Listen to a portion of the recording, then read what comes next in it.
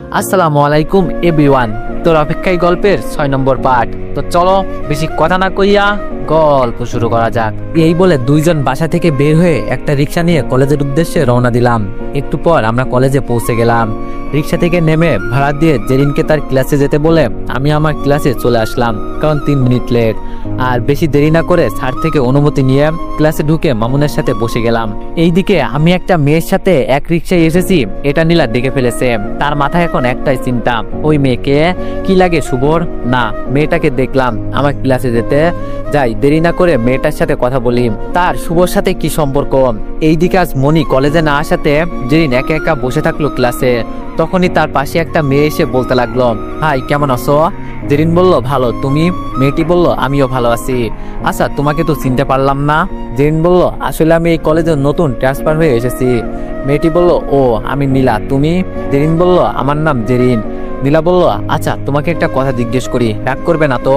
জেরিন বলল আরে কেন রাগ করব, বলো কি বলবে। নীলা বলল আচ্ছা তুমি আমার বিএফ এর সাথে কেন এক রিক্সায় আসলে, ওর সাথে তোমার সম্পর্ক কি। জেরিন বলল বিএফ কে তোমার, আমি তো তোমার কথা কিছুই বুঝতে পারছি না। নীলা বলল আরে শুভর কথা বলছি, আসলে সে আমার বিএফ। আমাদের মাঝে কিছু ভুল বোঝাবুঝির কারণে শুভ আমার সাথে রাগ করে আছে। জেরিনের নীলার কথা শুনে কিছুটা মন খারাপ হয়ে গেল। জেরিন বলল আচ্ছা শুভ যে আপনার বিএফ সেটা আমি কি করে বিশ্বাস করব। নীলা বলল আচ্ছা এই ব্যাপার, দেখো প্রমাণ। এই বলে নীলার আমার আগের কিছু পিক দেখালো। এইসব দেখে জেরিনের চোখ দিয়ে কান্না আসতে লাগলো, কিন্তু কোনো রকম আটকে রাখছে। নীলা বলল জানো শুভ না আমাকে অনেক ভালোবাসে, সে আমার জায়গায় অন্য কাউকে বসাতে পারবে না এবং বসাবেও না। আচ্ছা বলো না তোমার আর ওর সম্পর্ক কি। জেরিন অনেক কষ্ট করে বলল শুভ আমার বিয়ে লাগে, শুভর বোনের সাথে আমার ভাইয়ের বিয়ে হয়েছে, আর এখন আমরা তাদের বাসায় বেড়াতে এসেছি। নীলা বলল ও তাই বলি, আমার শুভ আমাকে ছাড়া আর কাউকে তার পাশে বসায় না। আচ্ছা আমি যে তোমাকে এইসব বলছি তুমি কিন্তু শুভকে কিছুই বলবে না, কেমন। জেরিন কান্না মুখে বলল আচ্ছা ঠিক আছে আমি বলবো না। আচ্ছা আমার ভালো লাগছে না, আমি এখন যাই তাহলে। নীলা বলল ও তোমার ভালো লাগছে না, আচ্ছা যাও সাবধানে যেও। আচ্ছা আরেকটা কথা শোনো, পারলে শুভর থেকে একটু দূরে দূরে থেকো, কেমন। কারণ বুঝতে পারছো মেয়ে মানুষ তার প্রিয় মানুষকে অন্য কারোর সাথে সহ্য করতে পারে না। জেরিন নীলার কথায় মাথা নাড়িয়ে বলল আচ্ছা ভাই পরে কথা হবে। এই বলে জেরিন ক্লাস থেকে চোখ মুছতে মুছতে বের হয়ে গেল। নীলা বলল তীর একদম সঠিক জায়গায় লেগেছে, বা নীলা বা তোকে সত্যি গুরু মানতে হবে। একটা মুচকি হাসি দিয়ে কথাটা বলল। জেরিন কলেজ গেটে এসে একটা রিক্সা দাঁড় করিয়ে রিক্সায় উঠে ঠিকানা বলে দিল, আর রিক্সা তার আপন গতিতে চলতে লাগলো। এইদিকে জেরিনের চোখ দিয়ে অনবরত পানি পড়তেছে নীলার কথাগুলো শুনে। নীলা যখন কথাগুলো বলছে তখন জেরিনের মনে হচ্ছিল তার কলিজাটা মনে হয় কেউ এক টান দিয়ে বের করে ফেলতেছে। জেরিন ভাবতে লাগলো হয়তো নীলা সত্যি বলছে, কারণ শুভকে আমি যতবার ভালোবাসি বলেছি সে ততবার আমাকে ফিরিয়ে দিয়েছে। মনে হয় আমাকে না নীলাকে ভালোবাসে শুভ, তাই এমন করছে। আমি আর শুভর সাথে তেমন কথা বলবো না, যত দূরে থাকতে হয় থাকবো, শুধু শুধু মায়া বাড়িয়ে নিজেকে কষ্ট পেতে হবে। এইদিকে আমি সব ক্লাস শেষ করে মামুনকে বিদায় দিয়ে জেরিনের জন্য দাঁড়িয়ে থাকলাম, কিন্তু তার আসার নামগন্ধ পাচ্ছি না। তাই তাকে কল দিলাম, কিন্তু কল রিসিভ করছে না। তখন পিছন থেকে কেউ একজন বলে উঠল তাকে খুঁজতেছেন। আমি মেয়ে কণ্ঠ শুনতে পেয়ে মনে করলাম জেরিন, তাই বলতে লাগলাম এই তোমার এতক্ষণ। আর বলতে পারলাম না, কারণ এই কথাটা বলতে বলতে পিছনে তাকাতে যাকে দেখলাম তাকে দেখে আমার মাথা 440 ভোল্ট গরম হয়ে গেছে। আপনাদের অনুমান ঠিক, এটা নিলাম। তারপর আমি তাকে দেখে বলতে লাগলাম আমি যাকেই খুঁজি না কেন তাতে আপনার কি। নীলা বলল আমার তো কিছু না। আচ্ছা তোমার সাথে কি একটু কথা বলা যাবে। আমি বললাম না, আমি আপনার সাথে কথা বলতে ইচ্ছুক নই। নীলা বলল প্লিজ শুভ, জাস্ট 5 মিনিট কথা বলবো, প্লিজ না করো না। তার এইরকম অনুরোধ দেখে না করতে পারলাম না। আমি বললাম আচ্ছা ঠিক আছে বলেন, কথা শুধু 5 মিনিট, এর বেশি না। নীলা মাথা নাড়িয়ে বলল নীলা বলল সরি। আমি বললাম সরি কেন। নীলা বলল ওই যে তোমাকে অপমান করছি আর অপবাদ দিছি তার জন্য, প্লিজ আমার ভুল হয়েছে, তুমি আমাকে ক্ষমা করে দাও প্লিজ। আমি বললাম নীলা আমি আপনাকে আগেও বলেছি এখনো বলছি, আমার আগের কিছু এখন মনে নেই, তাই বলছি এইসব কথা তুলবেন না। নীলা বলল তুমি বিশ্বাস করো শুভ, আমার এতে কিছু করার ছিল না। ওই নেয়ালের বাচ্চা আমার তোমার প্রতি হিংসা তৈরি করে দিয়েছে, এতে আমার কিছু করার ছিল না। প্লিজ আমাকে ক্ষমা করে দাও, আমি কিন্তু তোমাকে এখনো অনেক ভালোবাসি, কথা দিচ্ছি আর কখনো ছেড়ে যাব না। আমি একটু হেসে বললাম ভালোবাসো, তুমি আমাকে এখনো ভালোবাসো। নীলা বলল সত্যি। আমি বললাম, আরে তুমি আমাকে কখনো ভালোবাসোনি, তাহলে এখন কিভাবে ভালোবাসলে? তুমি যদি আমাকে ভালোবাসতে তাহলে ওই নেহালের কথা ধরে আমার উপর প্রতিশোধ নিতে না, আরো বলতে আমি শুভকে ভালোবাসি, কিন্তু তুমি তো আমাকে ভালোবাসোনি আর ছেড়ে যাওয়ার কথা বলছো, হাসালে। জানো আমার এখন অনেক হাসি পাচ্ছে তোমার কথাগুলো শুনে। নীরা বলল, এমন করে বলো না, সত্যি আমি তোমাকে অনেক ভালোবাসি, একটিবার সুযোগ দাও, আর ছেড়ে যাব না। আমি বললাম, আরে আর কত মিথ্যা বলবা, আচ্ছা একটা কথা বলতে পারবা? নীরা বলল, কি? আমি বললাম, এইরকম মিথ্যা বলে কয়জন ছেলের জীবন নিয়ে খেলেছ? নীরা বলল, সত্যি আমি মিথ্যা বলছি না, আমি তোমাকে ছাড়া অন্য কাউকে ভালোবাসিনি। আমি বললাম, তাহলে নেহাল কে ছিল? নীলা বলল, তখন আমি বুঝতে পারিনি, বিশ্বাস করো আমি সত্যি তোমাকে ভালোবাসি, আর ছেড়ে যাব না। আমি বললাম, এই ছেড়ে যাব না কথাটা আমার কোলে মাথা রেখে বলেছিলে, কিন্তু দেখো আজ আমরা এক হাত দূরে থেকেও অনেক দূরে। নীলা এবার আমার হাত ধরে বলতে লাগলো, প্লিজ তুমি একটাবার কাছে টেনে নাও। আমি বললাম, একটাবার কাছে আসার কারণ হচ্ছে প্রথমবার তো জীবন নষ্ট করতে পারোনি, এইবার একেবারে শেষ করতে আমার জীবনে আসতে চেয়েছেন তাই না? নীলা বলল, প্লিজ এমন কোনো কিছু আমার উদ্দেশ্য না, আমার শুধু তোমাকে লাগবে। আমি বললাম, হাত ছাড়েন। নীলা বলল, প্লিজ আমাকে বলো তুমি আমাকে ভালোবাসো, আমি জানি তুমি এখনো আমাকে ভালোবাসো। আমি আবারও বলছি, হাত ছাড়েন। নীলা বলল, না আগে বলো তুমি আমাকে ভালোবাসো। এইবার মাথা পুরো গরম হয়ে গেছে, তাই জোরে চিৎকার দিয়ে বললাম, হাত ছাড়। আমি জোরে চিৎকার করাতে নীলা আমার হাত ছেড়ে দিল। আমি বললাম, আপনার সাহস কি করে হলো আমার শরীর টাচ করার? আপনি বলছেন না আমি আপনাকে আজও ভালোবাসি, আসলে এটা ভুল। আমি যদি জীবনে একটা মানুষকে প্রচুর ভালোবেসেছিলাম সেটা হচ্ছে আপনি, আর যদি একটা মানুষকে জীবনে ঘৃণা করে থাকি সেটা হচ্ছেন আপনি। আমি আপনাকে আর কখনো ভালোবাসবো না, শুধু ঘৃণা করে যাব। ভাই আর কখনো আমার সামনে এসে এইভাবে ভালোবাসার কথা বলবেন না। এই বলে আমি সেখান থেকে একটা রিক্সা নিয়ে বাসায় চলে আসতে লাগলাম। দিদিকে কিভাবে যখন ইচ্ছা বলবে ভালোবাসি, যখন ইচ্ছা বলবে তোমাকে ভালোবাসি না। কি জীবনটা কি ছেলে খেলা নাকি? আজ এদের মতো কিছু মেয়েদের জন্য সব মেয়েকে খারাপ বলে।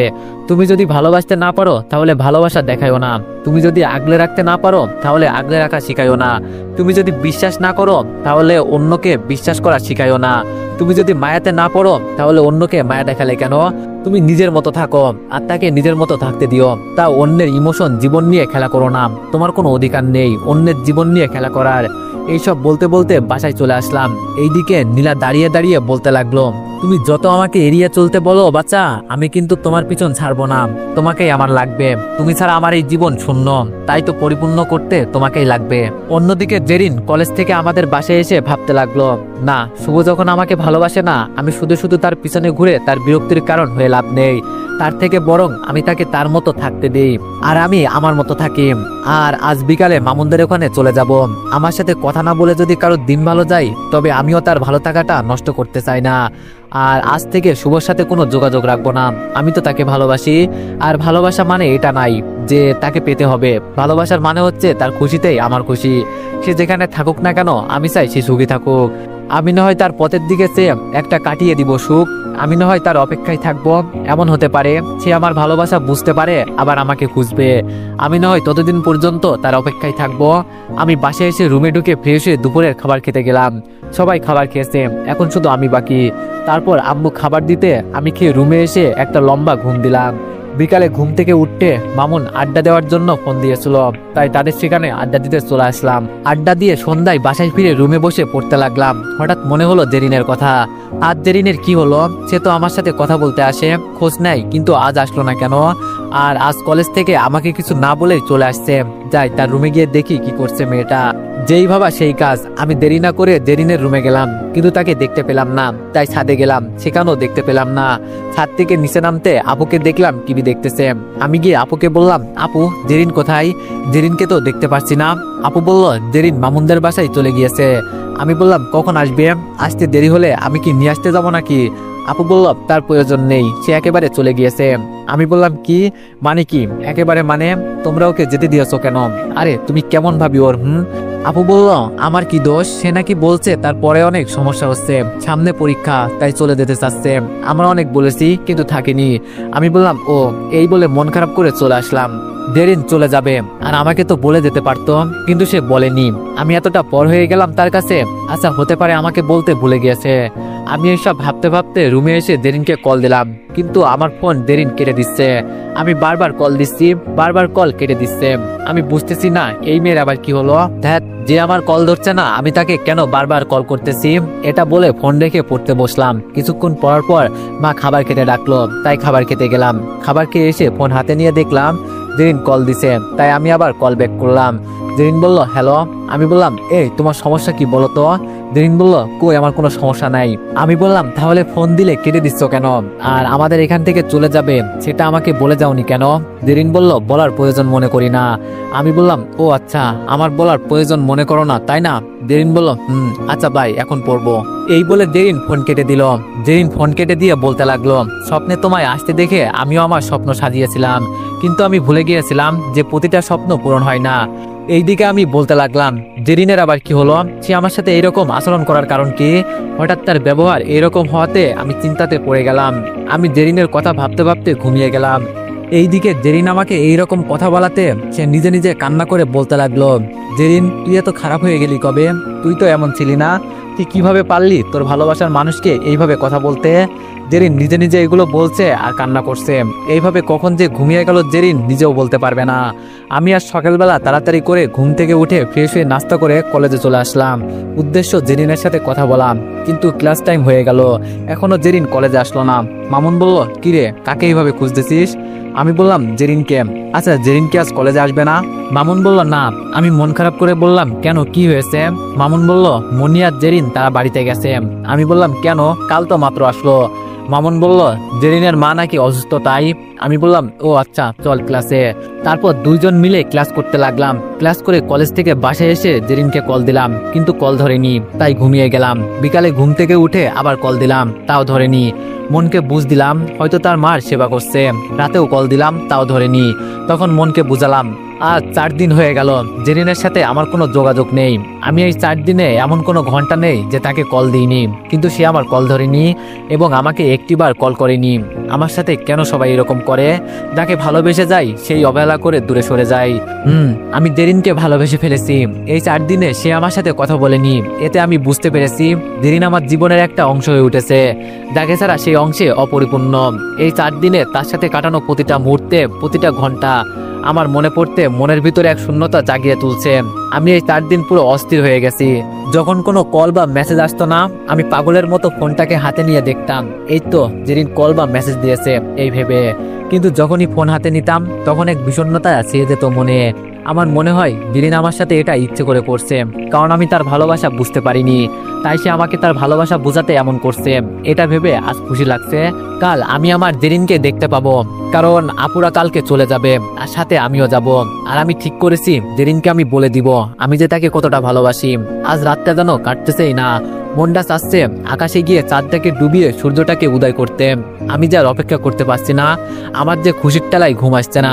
এইদিকে জেরিন সে প্রতি রাতে কান্না করে বিছানা ভিজিয়ে ফেলে, কারণ তার প্রিয় মানুষটা তাকে প্রতিদিন কল করে, কিন্তু তার কল সে ধরে না। জেরিনেরও মন খারাপ। আর 4 দিন হয়ে গেল শুভর সাথে কোনো কথা হয় না, তার মায়াবী মুখখানা দেখা হয় না। জেরিন বলল আচ্ছা আমি যেমন শুভকে মিস করি সেও কি আমাকে মিস করে। আমি যেমন তার অনুপস্থিতিতে নিজের মাঝে শূন্যতা অনুভব করি সেও কি এমন শূন্যতা অনুভব করে। হয়তো না, কারণ সে আমার হলেও কি হবে, আমি তো তার না। আচ্ছা আমি যেমন তার সাথে কথা না বলতে পেরে অস্থির হয়ে আছি সেও কি তেমন অস্থির হয়ে আছে। আমি যে তাকে না দেখতে পেয়ে পাগল হয়ে যাচ্ছি সেও কি তেমন হচ্ছে। সিসি আমি এসব কি ভাবছি, সে তো আমাকে ভালোবাসে না, সে তো নীরাকে ভালোবাসে। আর আমিও না কি পাগল, আমি এইরকম করি বিদায় কি অন্য কেউ করবে নাকি। মনে হয় কারণ মনের জায়গা করে নেওয়াটা বোধহয় ভাগ্যের ব্যাপার, কিন্তু সেই ভাগ্য আমার জন্য লেখা হয়নি। তুমি আমার ভালোবাসা একটি শব্দ পড়তে পারোনি শুভ, আর আমি প্রতিদিন তোমার দেওয়া বেদনাকে রোমান্টিক গল্পের বই মনে করে পড়ে ঘুমিয়ে পড়ি। যেদিন এইগুলো নিজে নিজে বলছে আর কান্না করছে, এইভাবে সে কখন ঘুমিয়ে গেল নিজেও জানে না। এইদিকে সকালে আপুর ডাকাডাকিতে আমি ঘুম থেকে উঠলাম। আমি বললাম কি হয়েছে আপু, এত ডাকাডাকি কেন করছিস, শান্তি মতো ঘুমাতে দিবি না। আপু বলল এই নবাব শান্তি মতো ঘুমালে আর কক্সবাজারে যেতে হবে না, তাড়াতাড়ি ওঠ, দেরি হয়ে যাচ্ছে, 8টায় রওনা দিব।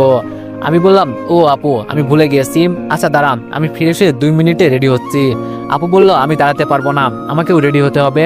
আমি গেলাম, এই বলে আপু চলে গেল। এইদিকে আমি নাচতে নাচতে ফিরে হতে লাগলাম। ফ্রেশ হতে হতে ফাটা গলায় গান গাইতেছি। ও জেরিন শুনতে কি পাও, আমি আসতেছি, আমি আসতেছি। কেউ হাসবেন না, আমি একজন বিখ্যাত বাথরুম সিঙ্গার, তাই ধন্যবাদ দিয়ে লজ্জা দিবেন না। ফ্রেশ হয়ে রেডি হয়ে নিচে গিয়ে নাস্তা করতে লাগলাম। এইদিকে জেরিন আমার আসার কথা শুনে সেই সকাল থেকে রান্না করে গিয়ে রান্না করতেছে। সে সবাইকে বলছে নাকি আজ সে রান্না করবে সব, তাই আর কেউ কিছু বলে না, সে রান্না করছে খুশি মনে। এইদিকে আমরা নাস্তা শেষ করে আম্মু আব্বুর সাথে কিছু কথা বলে তাদের থেকে বিদায় নিয়ে আপু শ্বশুর বাড়ির দিকে রওনা দিলাম।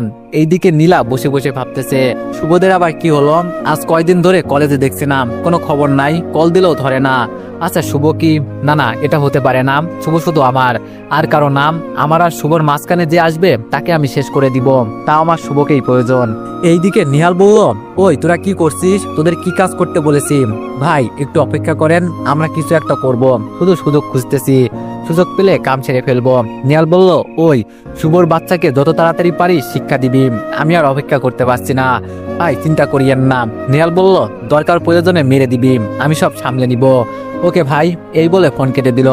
নিহাল হাসতে হাসতে বলল, শুভ তুই অনেক বড় ভুল করেছিস, আমার জিনিসের দিকে হাত বাড়িয়ে অনেক বড় ভুল করেছিস, তো গেয়াম। এই বলে একটা শয়তানি হাসি দিল। এইদিকে 3 ঘন্টা পর আমার হবু শ্বশুর বাড়ি পৌঁছালাম। বাসায় এসে এইদিক ওইদিক আমি তাকাচ্ছি আর জেরিনকে খুঁজতেছি, সবাইকে দেখতে পাচ্ছি, আঙ্কেল আন্টি মনি আপু সবাই, কিন্তু আমার মনের পাখি কোথায়? আমি যে তাকে দেখার জন্য অস্থির হয়ে আছি। ওগো প্রিয়তমা, গেলে কোথায়? একবার দেখা দাও তোমার এই মায়াবী মুখখানা, এগুলো ভাবছি। তখনই মনি আপু বলল, কি শুভ, কাকে খুঁজতেছ? আমি বললাম, কই কিছু না তো, এমনি তাকিয়ে দেখছি বাসাটা। মনি বলল, ও আচ্ছা, এখানে বসো, আমি নাস্তা নিয়ে আসি। মনি আপু এটা বলে চলে গেল আর আমি একটা সোফায় বসে নিচের দিকে তাকিয়ে ফোন টিপতে লাগলাম। একটু পর চিরচেনা কণ্ঠে বলে উঠল, এই যে মিস্টার, প্রেম পরেও করতে পারবেন, আগে এই নাস্তাগুলো খেয়ে নেন। আমি মেয়েটার কথা শুনে ফোন থেকে নজর সরিয়ে উপরে তাকিয়ে অনেক খুশি হলাম। এখন মনটা চাইতেছে লুঙ্গি ডান্স দিতে, কারণ আমার সামনে জেরিন দাঁড়ানো। এইবার খুশি মনে তার দিকে আরো ভালো করে তাকিয়ে আমার হাসি মুখটা কালো হয়ে গেল, কারণ মেয়েটা একেবারে শুকিয়ে গেছে, এই 4 দিনে চোখের নিচে কালো দাগ পড়ে গিয়েছে। আমি বললাম, জেরিন তোমার শরীরের এই অবস্থা কেন? কিন্তু জেরিন আমার সাথে কথা না বলে আমার সামনে নাস্তা রেখে চলে গেল।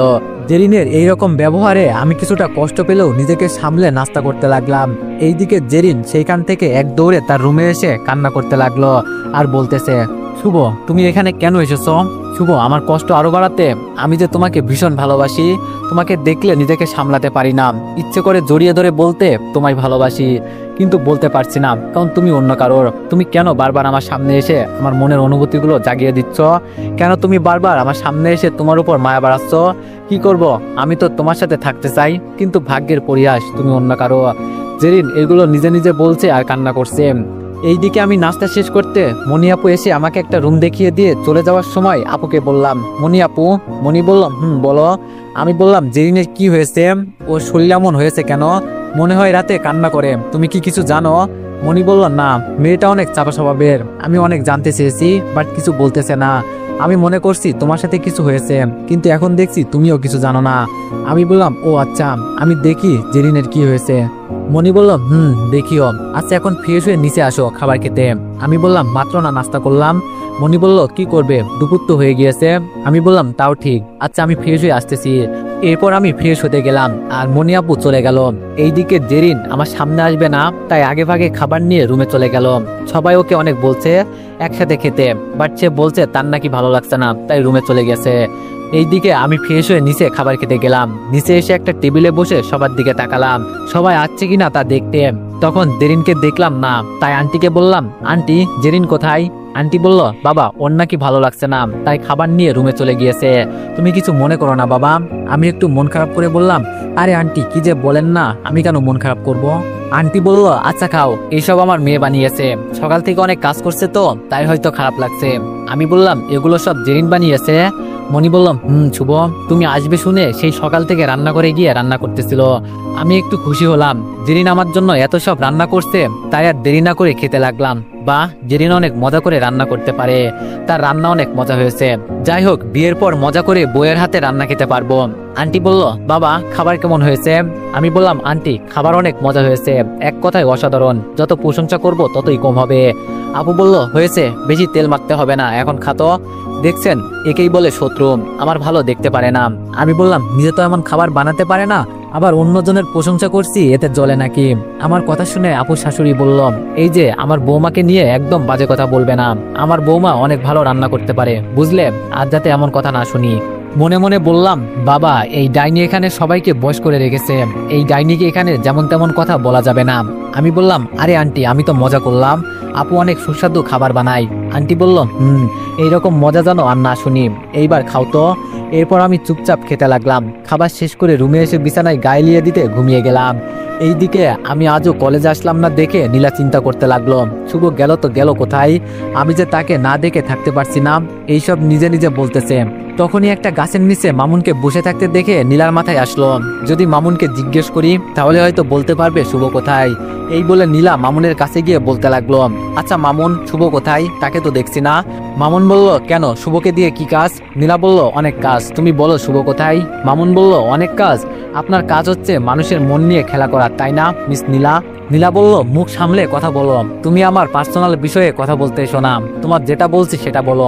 মামুন বলল, আমিও আপনাকে আমার পার্সোনাল বিষয় বলতে ইচ্ছুক না, এখন আপনি যেতে পারেন। নীলা বলল, শুভ কোথায় সেটা জিজ্ঞেস করছি, তোমার পার্সোনাল বিষয় না, তাড়াতাড়ি বলো শুভ কোথায়। মামুন বলল, যেহেতু শুভ আমার বন্ধু সেহেতু এটা আমার পার্সোনাল বিষয়, সো আমি কাউকে বলতে বাধ্য নয়। আর আপনার মতো নিচু খারাপ চরিত্রহীন মেয়েকে তো আমি আরো বলবো না। নীলা বলল, দেখ তুই আমার মুখ খারাপ করাবি না, আমি কি করতে পারি সেটা তুই ভালো করেই জানিস। মামুন বলল, আর এটাও জানি আপনি এখন শুভর কাছে যেতে চান। নীলা বলল, মামুন বলল, আর এটাও জানি আপনি তার সম্পত্তির জন্য তাকে এখন ভালোবাসেন, কারণ আপনি জেনে গিয়েছেন নিয়ালের কাছে একটা কানাকড়িও নেই, তাই আপনি আবার সোনার ডিম দেওয়া মুরগি খুঁজতেছেন, যেটা এখন শুভ, তাই তো মিস নীলা? নীলা বলল, তুমি এসব কি বলছো? আমি সত্যি শুভকে ভালোবাসি, বুঝলে? তাকে পেতে আমি সব করব, বুঝলে? মামুন হেসে বলল, তুমি একবার শুভকে বোকা বানিয়েছো, কিন্তু আর পারবে না, সে তোমার কাজকর্ম সব আগে থেকে জানে, বুঝতে পারলে?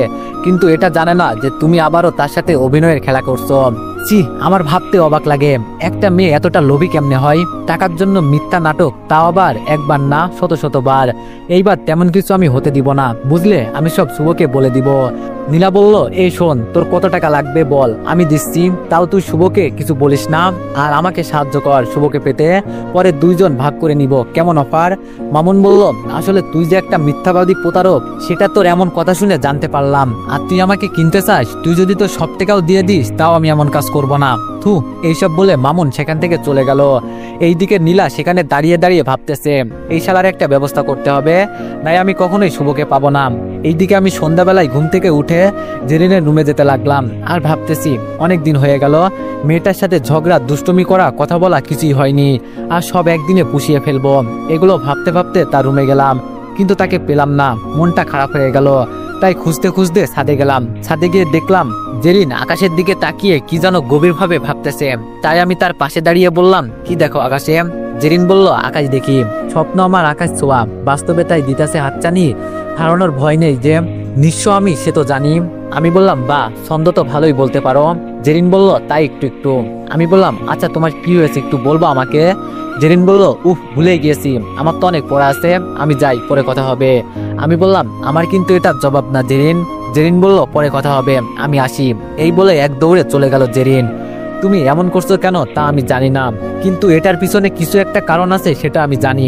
হয়তো এতদিন তুমি আমার পিছনে ঘুরতে বলে এখন আমাকে ঘুরাইতেছো, আমিও দেখমু তুমি আমাকে কত এড়িয়ে চলো মিস জেরিন। আমার জীবনটা মনে হয় এমন হবে, শুধু অবহেলার মাঝে পড়ে থাকবে। এটা বলে আকাশের দিকে তাকিয়ে থাকলাম। রাতের আকাশে তুমি মোর সুক্তারাম, মনে করেছো তুমি চঞ্চল বিহল দিশাহারাম। সেই সন্ধ্যায় ছাদে আসছিলাম, এখনো যাইনি। হাতের ঘড়ির দিকে তাকিয়ে দেখি 9টা বাজে। তখন পিছন থেকে কেউ বলে উঠলো, তো এভরিওয়ান, নেক্সট পার্টের জন্য সবাই অপেক্ষা করো, আর সবাই একটু বেশি বেশি লাইক আর কমেন্ট করে দিও। ধন্যবাদ।